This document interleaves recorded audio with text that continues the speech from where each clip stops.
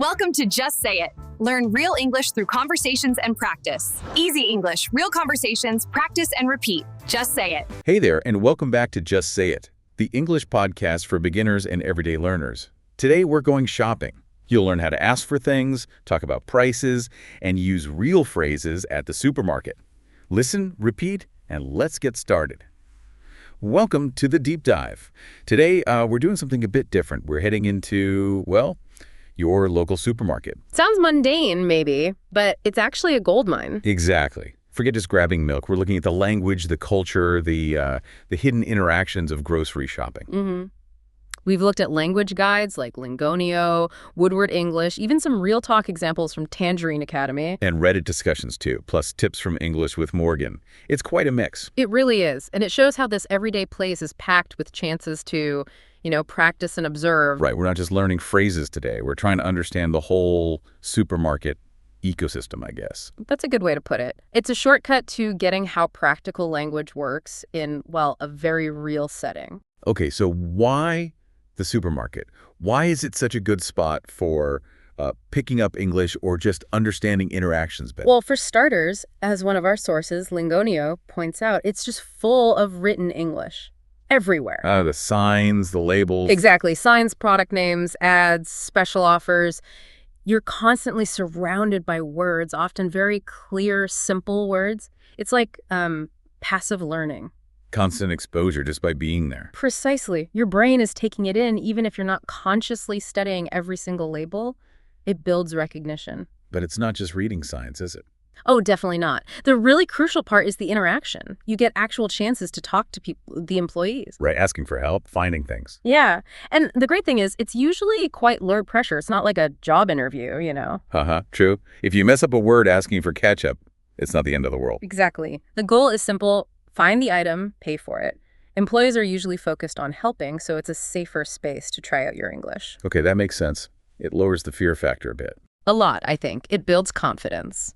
That trip for groceries becomes, well, a mini language lesson without the stress. And that's where you get those little wins, right? Those aha moments. Totally. Successfully asking where the eggs are, understanding the cashier. It feels good. It proves you can actually use the language. It's not just theory anymore. It makes it real. Moving from knowing about English to actually using English. Okay, so let's dive into the first big area. Talking to the supermarket employees. How does that usually work? Well, it kind of goes both ways, doesn't it? Sometimes they approach you, sometimes you need to approach them. Right. Let's start with when they come up to you. What do they usually say? Okay, so if you're browsing, especially if you look a bit lost, an employee might come over. The most common phrases are really simple offers of help. Right. Things like, can I help you? Or maybe slightly more formal, may I help you? Are they basically the same thing in this context? Pretty much, yeah. They're just opening the door for you to ask something. You might also hear, how can I help you? Or how may I help you? Same idea. Just offering assistance. Exactly. They might also get a bit more specific if they see you looking intently at something or maybe pacing an aisle. Like they notice you're searching. Right. Then they might ask, are you looking for something in particular? Okay, that's a bit more direct. It is. And then there's one phrase that can sometimes cause confusion for learners. Oh, which one? Is someone looking after you? Looking after me. Like taking care of me. Not quite. In a shop, looking after you means, is another employee already helping you? Okay, that makes way more sense. They don't want two people trying to help at once. Exactly. It's about efficiency and not stepping on another colleague's toes. Knowing that specific meaning is pretty useful. Definitely avoids a misunderstanding. So, okay, an employee asks one of these questions. How do you reply naturally? Keep it simple. Start with yes or no. Okay. But then move straight to what you need. So if they ask, may I help you? And you need, say, flour. Yes, please. Could you tell me where the flour is? Or, yes, I'm looking for the flour. Direct and polite. And if you don't need help? A simple, no thank you, I'm just looking, is perfect. Totally normal, very common. Right. Polite but clear. Now, you mentioned employees approaching you, and there's this cultural thing, especially in the U.S., about being chatty, right? Yes. That came up in one of our sources. It mentioned how in the U.S., chit-chat is the norm, even with strangers in shops. So employees might be quite proactive, quite friendly. Very much so. They aren't shy about chatting up complete strangers, as the source put it. It's part of the customer service culture there. So their offer of help isn't just about the task, it's also a bit of social connection. Kind of, yeah. A quick, friendly exchange is expected. It means that if you need to approach them, it's generally welcomed. It's not seen as bothering them. Okay, that's a good transition. Yeah. So let's flip it. You need help. How do you get an employee's attention politely? Right. This is key. You can't just, shout across the aisle. Politeness matters. Definitely. So what's the go-to phrase? The classic, and probably best, is, "Excuse me." Start with that. Okay, gets their attention. And then it's often smart to quickly check if they actually are an employee, especially if they're not in a clear uniform. Good point. How do you do that? Just ask, "Excuse me, do you work here?" Simple F. If they say, "Yes, I do," then you're good to go with your actual question. And what's a polite way to ask the question itself? Phrases like, "Could I ask you something?" or "Could you help me, please?" work really well. The Reddit source mentioned adding things like please and thank you, didn't it? Yes, it really emphasized those small politeness markers, starting with "Excuse me" or "Could you please?" and always ending with "Thank you." They called them social lubricants, which I thought was a great description. It is. They just make the whole interaction smoother, more pleasant, less like a demand, more like a polite request. We saw a really good example of this in that Tangerine Academy video with the person buying potatoes. Ah, yes, the potato quest. That was great. The shopper didn't just barge in. They spotted the employee, Johnny, and said, excuse me, first, That is attention respectfully. and then followed up with, good morning, Johnny. Yeah, I need some help choosing the right potatoes here. Polite greeting, clear request. Perfect example. And Johnny's response was great too. "My name is Johnny, and I'm here to help you." Right, confirming this role. But then he asked why the shopper needed the potatoes. What do you need the potatoes for? Yeah, I noticed that. Why ask that? Well, it shows a higher level of service. By understanding the purpose, maybe for roasting, maybe for mashing, he could give better advice, not just point to any old potato. Ah, so getting context helps them help you better. That's Because clever. It really is. It shows genuine helpfulness. Okay, so that's for specific help, like choosing potatoes.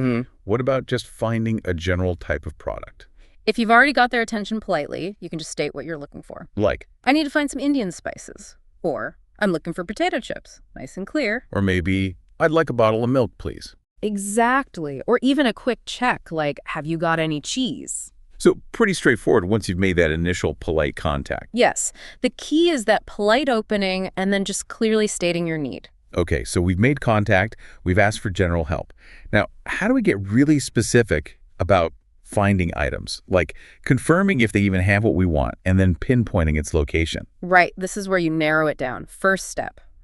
Checking availability. Do they actually stock the item? Makes sense. Don't want to search for something they don't sell. Exactly.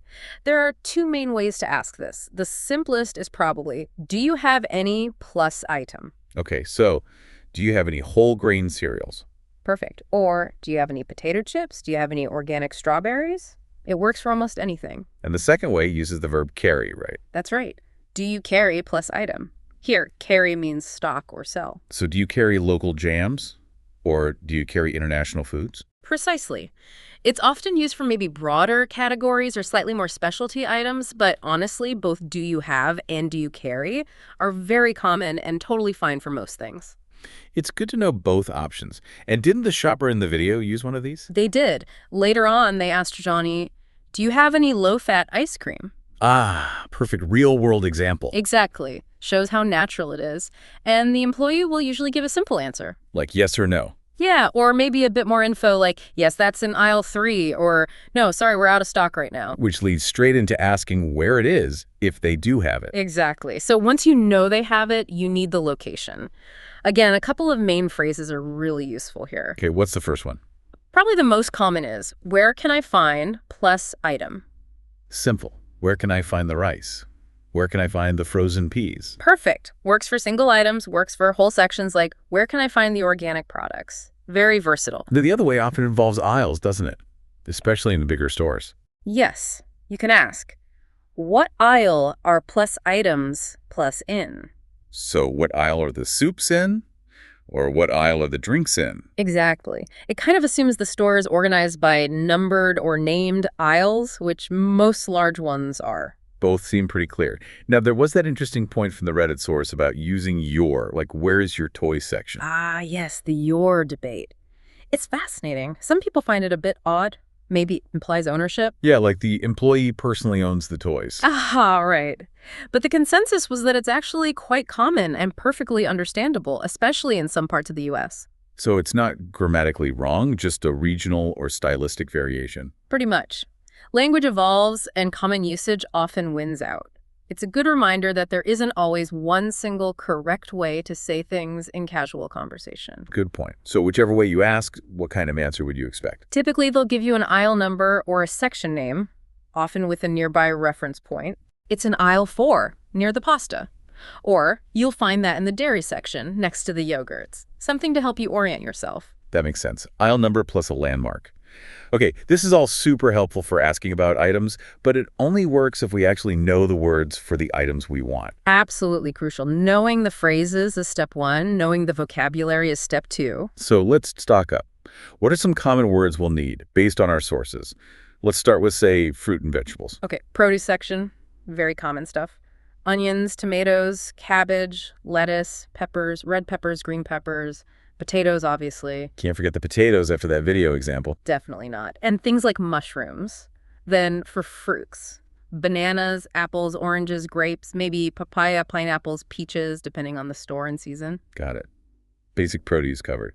What about pantry staples, things you keep in the cupboard? Right. You'll definitely need words like rice, flour, sugar. And for the bakery or dairy area, milk, bread, could be a baguette, could be toast bread, butter, jam, real basics. Essentials. Okay, now meat and the frozen section. The video had a bit on pork, right? It did. It was a good example of specific vocabulary. General words like chicken and pork are key. But then you get into cuts. The shopper was interested in healthier options. So they talked about ground pork, bacon, ham. Right, and contrasted them with pork tenderloin. Johnny explained it has less fat, isn't processed food. That shows knowing specific cuts can be useful. Good to know. And the frozen aisle. Lots there usually. Oh, yeah. Frozen peas, green beans, carrots, then convenience foods, French fries, nuggets, maybe chicken burgers, fish fingers, sausages. And the shopper thought about pizza but decided against it. Yes. That internal health debate we all have, it just shows the range of things you find there. Totally relatable.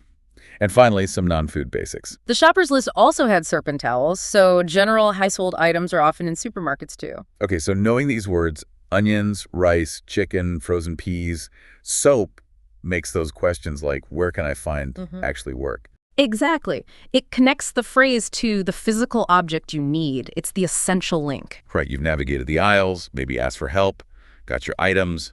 Now the final hurdle. The checkout. The grand finale. And yes, it has its own set of common phrases and interactions. What's the first thing a cashier usually says? Almost always, they'll start with something like, did you find everything you needed? Or maybe, did you find everything okay? Just checking if your shopping trip was successful. Pretty much. It's a polite opener. Sometimes, did you find everything you were looking for? Same meaning. And a simple, yes, thank you, works as a reply. Perfect. Or you could add, yes, the staff was very helpful, if they were. Nice touch. What other questions come up routinely at the checkout? 2 very common ones are about bags and receipts. Would you like a bag? Is almost standard now. Right, because you often have to pay for them or bring your own. Exactly. And then, would you like a receipt? Straightforward practicalities. Okay, then comes the price. How do they usually tell you the total? They'll just state it clearly. That's $55 altogether, for example. Or like in the video, they might break it down if there are extra charges. Yes, the example was, it will be $200 exactly, and then adding the bag cost, it will be a total of $200 with 50 cents for the bags. Very clear. Got it. And paying. How do you ask about using a card? The most direct way is, can I pay with a credit card? Or maybe shorter versions. Yeah. Do you take credit? Or do you accept credit cards? Are also very common. And if they don't? You'll likely hear, sorry, we only take cash, or just cash only, sorry. Okay.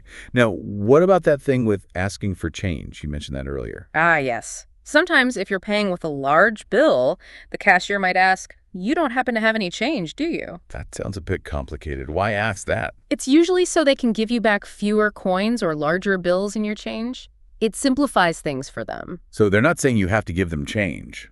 No, not at all. It's just an ask. If you don't have any or don't want to, just say, "Sorry, I don't have any change." Perfectly fine. Okay, that clears that up. Then they give you your change. And I'll say, "Here's your change." And you always have the option, if you want, to say, "Keep the change," though that's less common in supermarkets than maybe, say, cafes. Right. Now, what about those self-checkout machines? They're everywhere now. Very true. Designed for speed, but sometimes they don't cooperate. Uh-huh. Tell me about it. So how do you ask for help there? Just flag down the attendant, usually hovering nearby, and say politely, "Could you help me with the self-checkout, please?" And they usually come over. Oh, yeah. They'll likely say, "Sure, I'll be with you in one moment," and then help you scan that tricky item or figure out the payment. Good to know it's okay to ask. And finally, remembering the video again, the express lane. Ah, yes. The 10 items or less lane, that's a classic supermarket feature. The shoppers saw the sign and realized they had too many items, so they went to a regular register. Exactly. It's a great example of understanding the unspoken rules and signs of the supermarket, not just the verbal interactions. Reading the environment is key. That's a really good point. So much of it is observation. Absolutely. And then as everything wraps up, the final exchange is usually, Thank you. Have a nice day. precisely, from both sides. It's the standard polite closing. Nice work. Now you know how to shop and ask for things in English like a pro. Don't forget to subscribe to Just Say It. For more real-life English every week, comment below. What do you usually buy at the supermarket? Thanks for learning with us. See you next time.